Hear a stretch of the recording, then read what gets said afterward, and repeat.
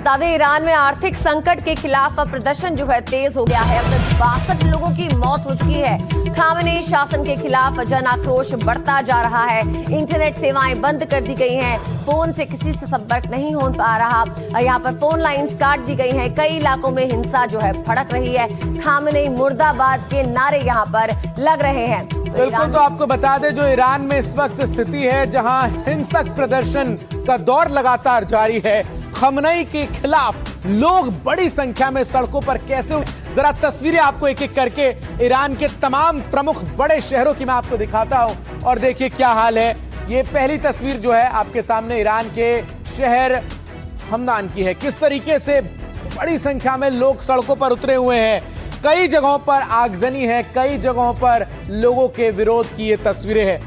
ऐसी तस्वीरें ईरान के एक और बड़े शहर मशाद की आपके सामने अब हमने रखी है।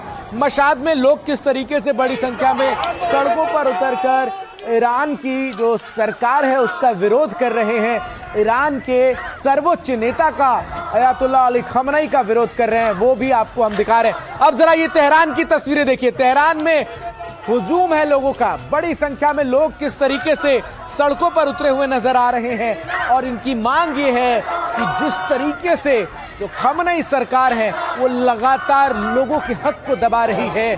देश में आर्थिक हालात लगातार जिस तरीके से बिगड़ रहे हैं, ऐसे में इसका समाधान हो और जो सरकार है वो इस पूरे मामले को लेकर जल्द से जल्द कोई बड़ा फैसला ले। और वहीं ईरान की जो सड़कें कभी इस्लामिक क्रांति का गवाह बनी, वही सड़कें अब शाह पहलवी के दौर की वापसी और खामेनेई के दौर के अंत के नारों से गूंज रही है।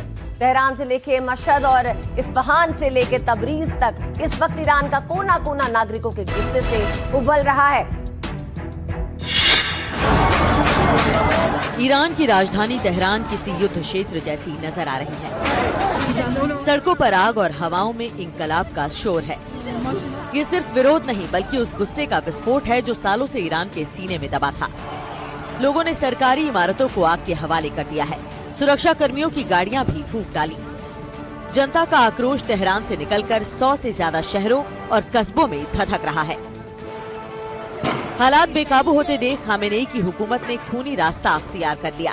दावे के मुताबिक सुरक्षा बलों ने सीधे प्रदर्शनकारियों पर गोलियां बरसाकर उन्हें मौत के घाट उतार दिया। इन विरोध प्रदर्शनों में अब तक 45 लोगों की मौत हो चुकी है और 2200 से ज्यादा लोगों को जेल की कोठरियों में ठूंस दिया गया। लेकिन लगता है कि खौफ का दौर खत्म हो चुका है। लोग सीना तान कर बंदूकों के सामने खड़े हैं। बेकाबू हालात के बीच ईरान ने एयर स्पेस और इंटरनेट बंद कर दिया। साथ ही मिलिट्री को हाई अलर्ट पर रखा गया है। और अब आपको ग्राफिक्स के जरिए समझाते हैं कि आखिर ईरान में हो क्या रहा था। 28 दिसंबर से लगातार यहाँ पर प्रदर्शन हो रहे हैं। अब प्रदर्शन की आग 100 से ज्यादा शहरों तक फैल चुकी है और बता दें कि इस दौरान 62 लोगों की मौत हो चुकी है, जिसमें 8 बच्चे भी शामिल हैं। मशहद समेत कई शहरों में राष्ट्रीय झंडे को जलाया जा रहा है। इस्फहान में सरकारी टीवी चैनल्स की इमारत फूंक दी गई। हालात इतने खराब हैं कि तेहरान एयरपोर्ट बंद तक करना पड़ गया। देश भर में इंटरनेट और फोन सेवाएं फिलहाल रोक दी गई है। कहा जा रहा है कि ये प्रदर्शन महंगाई के खिलाफ हो रहे हैं। ईरान में खाद्य पदार्थों पर महंगाई 70% को भी पार कर गई। 10 रियाल में मिलने वाला सामान 20 रियाल तक पहुंच गया। इसके पीछे की मुख्य वजह ईरानी रियाल की घटती कीमत है। मंगलवार को $1 की कीमत 14 लाख रियाल को पार कर गई। आरोप है बढ़ती महंगाई के बाद भी 62% टैक्स बढ़ाने की तैयारी हो रही है। इसी के खिलाफ नाराजगी में ईरानी शहरों में प्रदर्शन शुरू हुआ। सड़कों पर प्रदर्शनकारी खामेनेई की मौत के नारे लगा रहे हैं, तो कुछ जगह क्राउन प्रिंस रजा पहलवी की वापसी का समर्थन भी किया जा रहा है। फिलहाल खामेनेई इन प्रदर्शनों को ट्रंप नेतन्याहू की साजिश बता रहे हैं।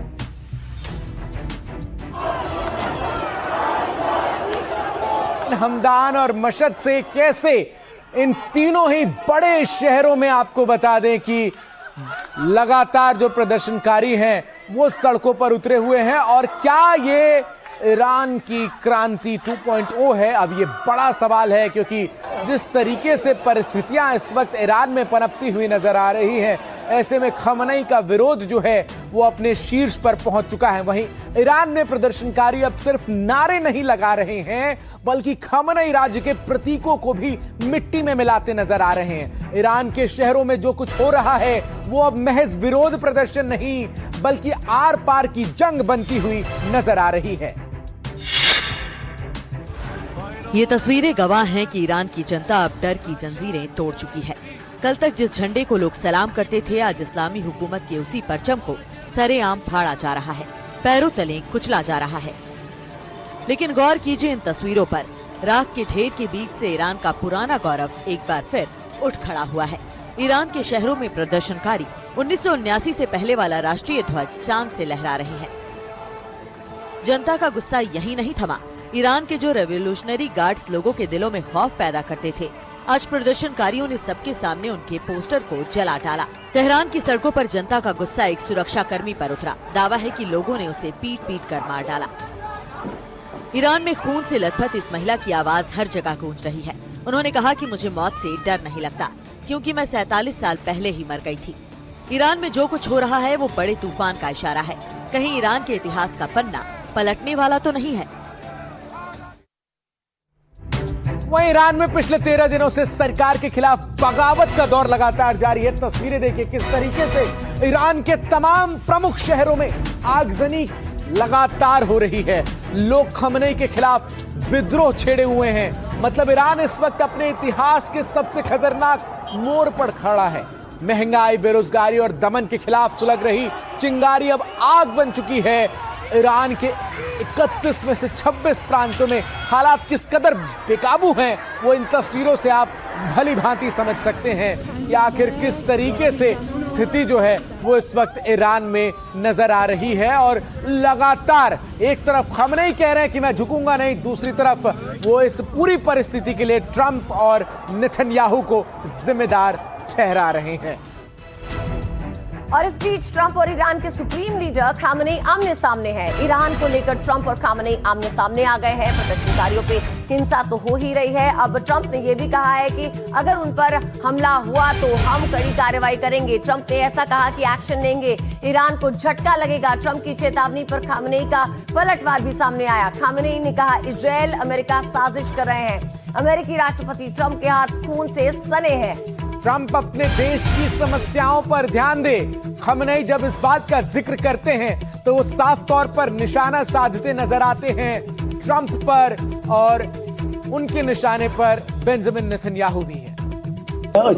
मैंने उन्हें बता दिया है कि अगर वे लोगों को मारना शुरू कर देते हैं, जैसा कि वे अपने दंगों के दौरान करते हैं, उनके यहाँ बहुत सारे दंगे होते हैं, अगर वे ऐसा करते हैं तो हम उन्हें बहुत कड़ी सजा देंगे।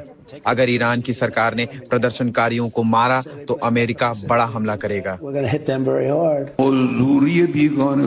कल रात तेहरान में कुछ दंगाइयों ने अमेरिकी राष्ट्रपति को खुश करने के लिए एक सार्वजनिक इमारत को तहस नहस कर दिया।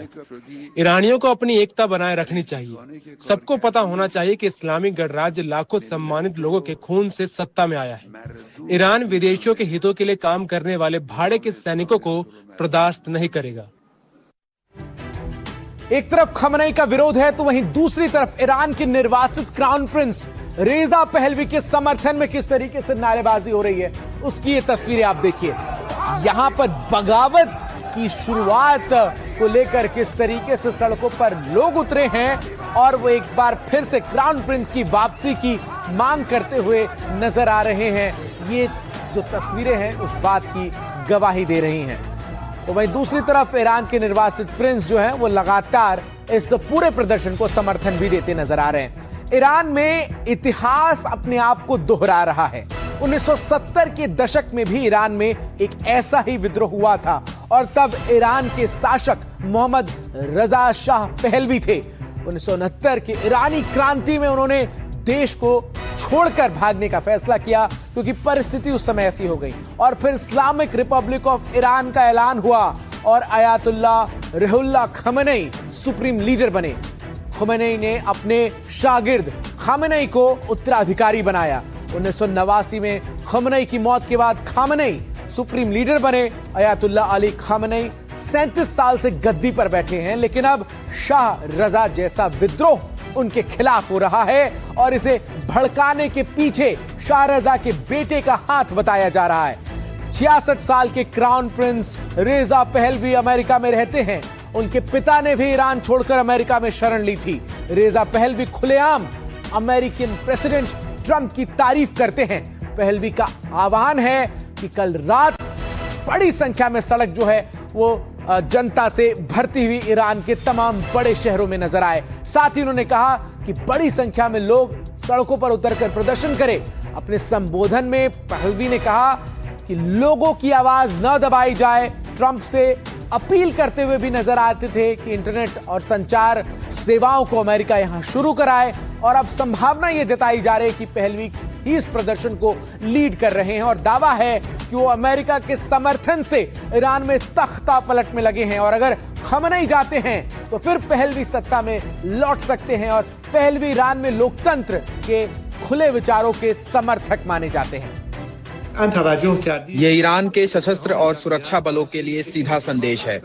आपने वर्दी देश और जनता की रक्षा के लिए पहनी है और आज आप एक ऐतिहासिक फैसले के सामने खड़े हैं। मामला अब इस बात का नहीं रह गया कि भ्रष्ट और दमनकारी इस्लामिक रिपब्लिक गिरेगा या नहीं, बल्कि सवाल सिर्फ इतना है कि उसका पतन कब होगा। और मौजूदा हालात को देखते हुए यह समय पहले से कहीं ज्यादा करीब आ चुका है। 8 और 9 जनवरी को रात 8 बजे जहां भी हो, सड़कों पर या अपने घरों से एक साथ नारे लगाइए। आपकी प्रतिक्रिया के आधार पर आगे की रणनीति घोषित की जाएगी। ईरान के बहादुर लोगों, अब समय आ गया है कि तुम अपनी आजादी के लिए खड़े हो जाओ। मैं तुम्हारे साथ हूँ और इजराइल के लोग तुम्हारे साथ हैं।